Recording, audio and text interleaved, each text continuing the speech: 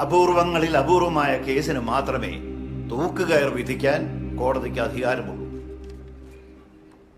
ഒരു പെൺകുട്ടിയെ ക്രൂരമായി കൊന്നിട്ടും അത് കോടതിക്ക് മുമ്പിൽ തെളിയിച്ചിട്ടും കോടതി പറയുന്നു അതിന് അസാധാരണമായി ഒന്നുമില്ലെന്ന്.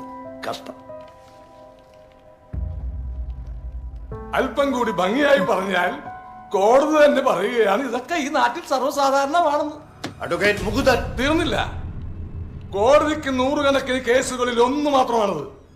പക്ഷേ ഓരോ കേസിലെ ഓരോ പെൺകുട്ടിക്കും നഷ്ടപ്പെട്ടത് അവരുടെ ജീവിതമാണ്. ഇനി അത് സാധാരണമാണെന്നാണ് കോടതി പറയുന്നതെങ്കിൽ I will question the court.